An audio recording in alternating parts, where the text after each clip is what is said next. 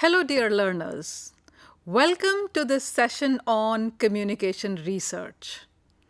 Now, research and the kind of importance it holds in today's times, in today's world, is not something that needs to be stressed so much.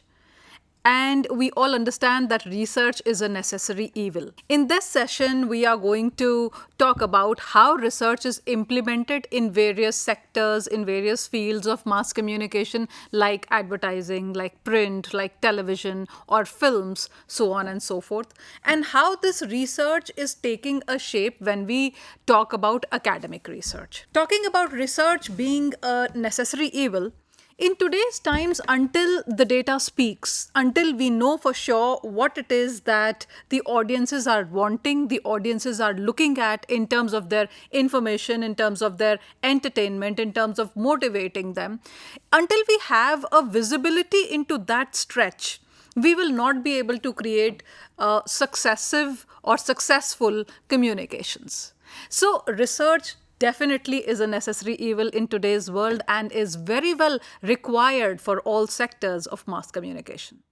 Also, when we talk about the use of this research in fields like advertising or print media or films and journalism, this is a necessary tool because it helps you look for answers. So, say for example, when the behavior of the consumer is being tracked in any kind of advertisement or in the advertising sector, what they are actually trying to do is they're trying to figure out which kind of product or service a consumer will prefer over the other brands and why. Or what kind of changes should be brought about in a given brand so as to make it better than what it was previously.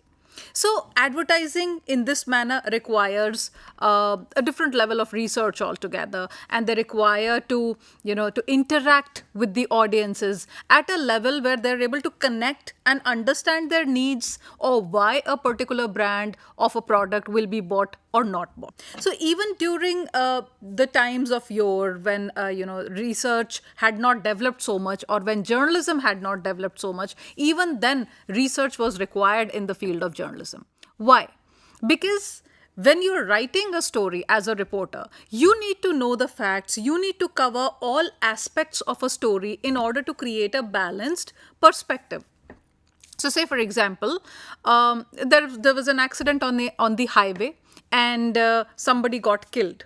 So, while you're covering this, you are looking at it from the research point of view. While you're talking to the police, when you're talking to the hospital authorities, when you're talking to the deceased and the family of the deceased, or when you're talking about the whereabouts of the vehicle that hit the person, so on and so forth. So, some kind of industry related research or field related research was required there. Now, an added example, an added aspect to this research is use of data. So, you will find that the stories that would be covering crime or court or any sort of beat that we talk about, any kind of beat that we talk about, will also cover how many accident cases have we reported on this highway in the past 1 year or in the past 5 years. Research plays a more important role. And talking about data journalism, that is also a very important and emerging concept in journalism these days, whereby big data is made use of in order to understand a given situation, political or otherwise, social, political or cultural situation. And then when we try and know what are the reasons, what are the basic factors why a certain situation is there in the first place. So, research is required in journalism. We spoke about advertising, we just spoke about journalism. Now also let us look at films. We all understand that films are in a way a mirror of what we see around us, of our society, of our lives, of different classes of people. Now, having said that, research is required because you want to be as close to the character of these people who you're talking about in the film. So also we know that OTT has come to take its place these days. So the kind of content that you see on OTT is very close to reality. And how does that real touch come? It comes when you're able to research well on the, on the subcultural context, on the view of a certain character, how this character needs to be developed, what does this character see. So a lot of research goes into this as well. So this is just to state how research is a necessary tool, whether we speak of advertising or journalism or films or any other sector, any other discipline which is associated with mass communication. Now, why else is research needed? Because it is needed in decision-making situations. Like we were just talking about advertising. So when we are deciding what kind of every product has a certain life cycle, and when we know that the life of a product is going to come to an end, say for example, pagers came to an end when mobiles came. Right. And mobiles are the newest of technologies because they're compact, because they can perform the function of a computer as well as a phone and do multiple other things. You can have your, banking systems on your phone. There are so many things that one particular gadget is serving. So the product life cycle can be stretched. And how do you know whether to stretch it or how it can be stretched? Only when you have done enough research to understand what is required, what is the need of the audiences. So this is how decision-making situations affect a particular scenario, and that is when research plays an important role. When people decided that a mobile doesn't only have to constrain itself to being a walkie-talkie or to be able to send messages across, it has to do something more.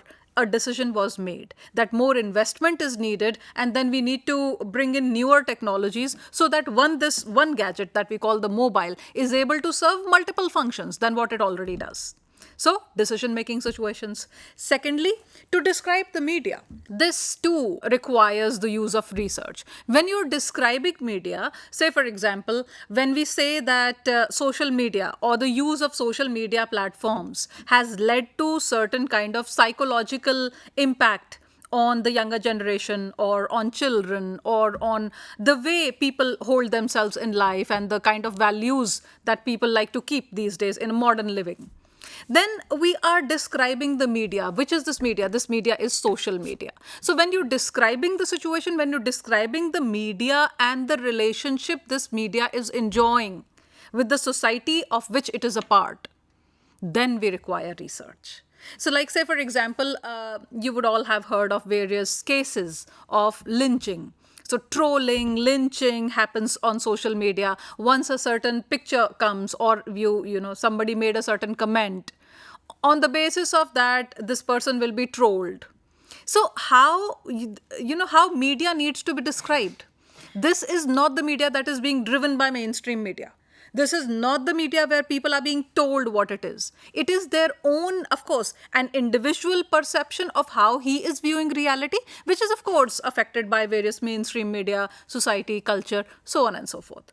So this is why for description of media, we require research. Third, to analyze the media effects on consumers. When we are talking about media effects on consumers, it is important to understand that media is something that touches us, that affects us on a very, very subtle level. So now when we're talking of the subtlety of media, the way it affects the minds of various target segments, children, housewives, elderlies, the youngsters who are always on a run, or the earning members of the family, people who have responsibilities, people who are not old and they are still progressing in their careers and are always short on time. So what kind of headlines do you see in the media? Be it television, be it social media, or be it newspapers, how is it impacting them? This is the media effect. What are the what are the influencers you have set for yourself, who you abide by, or who you like to, who you understand better, whose opinions you would maybe respect more. So that is the kind of media effect we are talking about here. So that too requires a lot of research, because as media is proliferating, as technology is adventing into our world, into our society, and is becoming an inherent part of our daily lives, we need to understand how media is affecting each one of us in their own capacity. So for that we require research, and then of course to understand the audience behavior as well. Now let us look at the various research phases that we're going to talk about. Like we research the medium itself. The medium could be social media, a particular platform of social media. It could be a news channel, it could be a newspaper, it could be radio, it could be community radio, campus radios, whatever, So whenever we are researching the medium itself, what are the characteristics of this medium? How is this medium portraying the messages? The message is the product of the media, and the medium that we are talking about is the way of carrying these messages forward to the audiences. So what is the way that this medium is impacting? So when we are studying the medium, that is one kind of research. Another research phase is when you're studying the users, which happens mostly in disciplines of advertising or event management or public relations, corporate communications, etc. So you need to know and understand the users or the or the client very well. The better understanding you have of the consumer, the better is your product and the better is your delivery of that service. So users and users of medium, that is also an important phase of research. The third is effects of medium. Like I have often spoken in my previous lectures in media theories as to how media has a certain limited effect. So there were times before 1960s and 1950s when people used to think that media is all powerful. Media is a golden talisman, and whatever media touches, it can, create a certain kind of impact as what media wants. It also spoke about audiences being lame or being very novice, not able to react to situations. And when we started developing these theory of limited effects, they started talking about how media's effect is largely limited. So effects of the medium is also a phase of research where we try and understand how much or how less is a medium affecting its consumers, the audiences, and what better can be done if we want to, maybe create a better situation in terms of affecting our audiences. Now, this could be both positive as well as negative. Say, for example, when we talk about spreading awareness about hand hygiene during the corona or the pandemic times, that was one positive effect of media. At the same time, the misinformation that ran wild during the corona period was a negative effect of the medium. So we need to research on the effects of a certain medium. Now, this medium can be social media or television or, any medium that you're trying to study. Then, having said that, the fourth phase of research is how a certain medium can be improved. Now, we studied the medium, its characteristics, how it affects the audiences and the kind of audience behavior. The last but not the least, how this medium can be improved. Like I was just giving you an example of how a pager used to be there, and today we have a mobile phone, which is a small computer in our hands. So similarly, how can you improve upon the medium to, come up with a certain kind of a outcome? This kind of research phase comes into picture.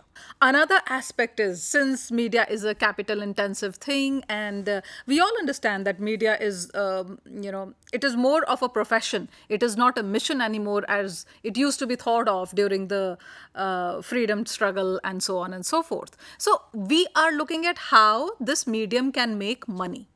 That is also a phase. Say, for example, when we talk about the OTT platforms, we know that there are various OTT platforms which have almost replaced the silver screen, at least in India, so also in other parts of the world. So how is this medium making money? There are no advertisements that we see on the OTT platforms, be they international OTT platforms or regional and national ones. At the same time, they are showing us content without break. So what is their way of making money? Is it only subscription? Is it something else? Is it the kind of, treaties or the kind of agreements they're having with the government or with the other businesses in the field? So this is also a phase of research. And all of them are not linear. I just listed down 5 phases of research. All of these are not linear. They can either be working side by side, or we can be researching upon more than one phases of the same medium. So this is one thing that we need to keep in mind. Then, of course, just delving a little bit into history as to what are the major events that have contributed to the growth of mass media research. That is an important aspect to understand for any research student. The first thing was the World War One.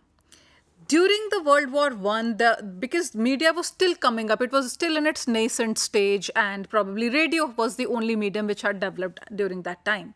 So World War One became the first harbinger of change, and that is when people figured out that media can be an all-powerful medium. So during the wars, if a country's music, say for example, Germany's music would play into any other country, this became the strategy of winning the war, because it would communicate to the people there and the armies of those countries that maybe the Germans have overtaken us.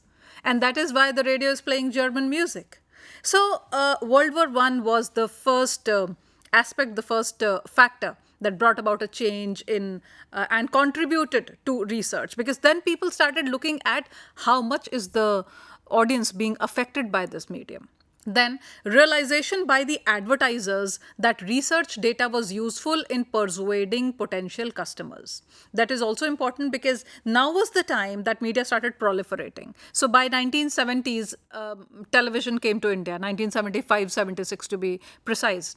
So advertisers wanted to know, how can we make money out of this medium? What can we sell? How can communication be sold as a product in terms of, what it wants to convey, in terms of its various formats, in terms of something that can be of interest, something which will bring in information, will educate the audiences as well as motivate them. When you see an ad, you are usually, the idea of selling an ad on television or on newspapers or any other media is that the person who is viewing it or the person who is exposing his or her mind to this communication will in the end make a purchase decision. That is the end outcome of any advertisement. So this realization by advertisers that we can mint money out of the medium became the reason why research started growing even more. Then rising interest of citizens in effects of media on public, especially children. This was the time when researchers started talking about how media affects children. So this was also one important phase, and a lot of work has been done, still being done on children and media. And then there was increased intermedia competition. Newspapers, when television came, there were thoughts that maybe newspapers will disappear. They did not. But nevertheless, there was an intermedia competition, whereby television was competing with newspapers for ads.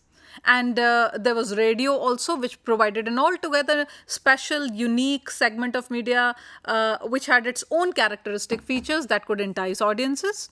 And then there was demassifications. When we talk about demassification, we are talking largely in terms of breaking the audiences into certain segments. Okay, so like housewives could be one segment, children could be one segment, elderlies who have a lot of time to read or consume media are another segment. So demassification started taking place, and we started breaking audiences into more than one categories. Now this raised the need for trend studies and image studies, because who would you like to spend time with? Obviously a media that enjoys enough trust in the audiences. So trust became important, hence image became important.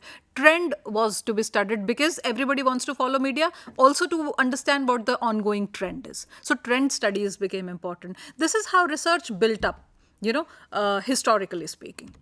Now let us quickly look at the types of research that are there with us.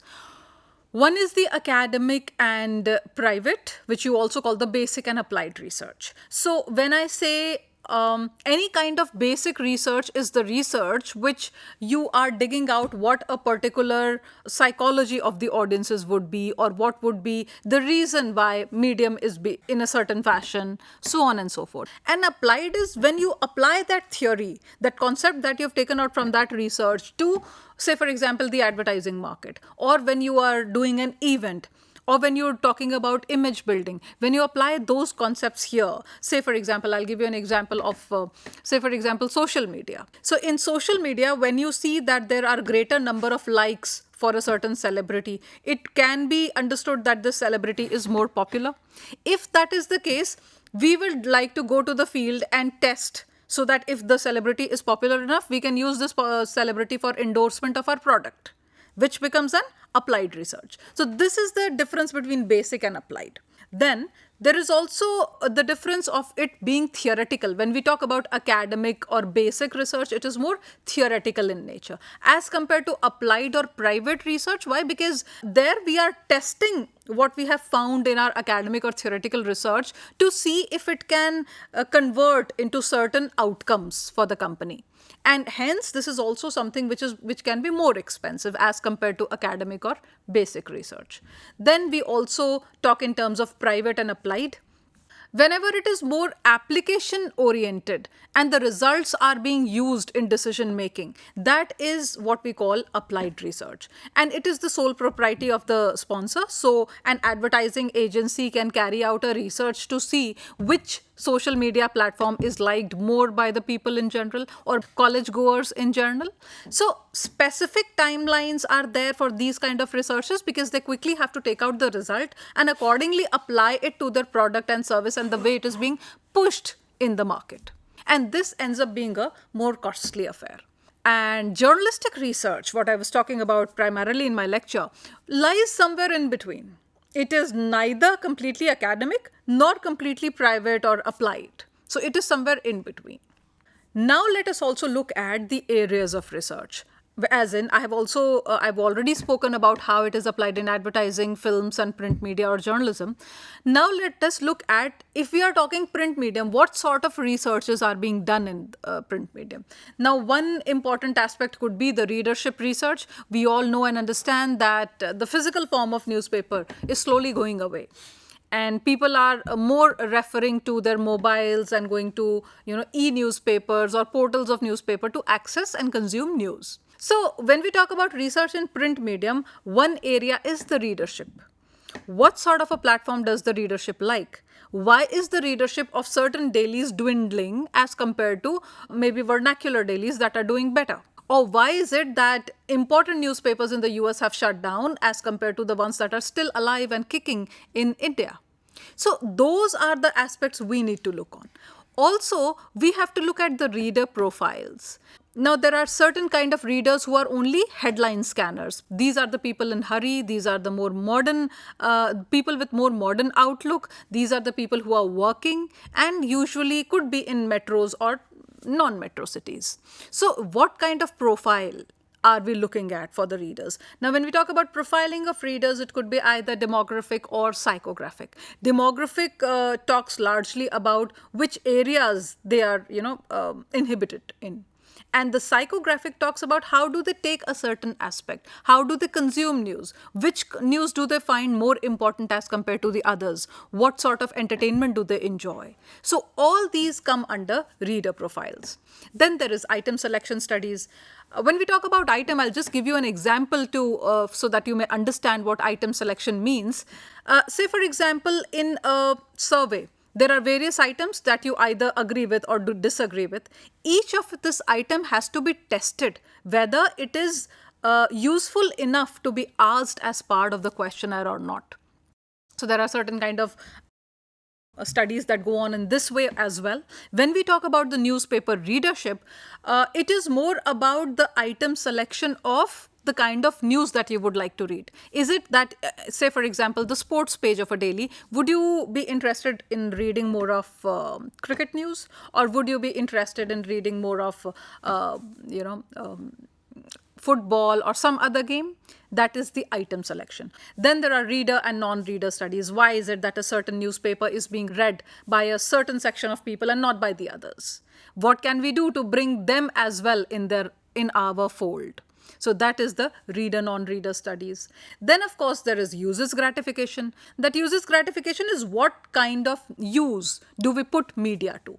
So what use is being satisfied? What need is being satisfied for the audiences by the media? So we'll look at that also when we talk about print media research. And then it is the editor-reader comparisons. What is it that the newspaper or the editor feels about a certain issues, and how do the readers comply to it, or whether they agree to it or they disagree to it. So these are the areas of research for print media. Also, we have circulation research. We all understand there's a difference between readership and circulation. So when we talk about circulation in a family of 5, there is just one newspaper that goes. So the circulation figure is 1, but if it is a family of 5 and all 5 read it, the readership figure is 5. So we also look at the circulation research, and then we also look at newspaper management research in terms of mergers and acquisitions, in terms of new treaties and agreements and businesses that a newspaper may be venturing into, or whether it is coming up in the form of vernacular dailies, whether it is raising itself to an e-newspaper platform. What is it that it is doing? And then, of course, we also talk about the competition, intermedia and intramedia competition that exists within the newspaper, and the HR aspects. Typography and makeup research is also a part of it, and hence, journalist is a researcher. So here I have only spoken about newspaper research. In the next session, we will also be talking about advertising, films, and other types of research. I hope you have found enough takeaways from it and you have understood the basic aspects of communication research. Thank you very much for listening and viewing, and I hope you'll be back with me for my next session. Thank you.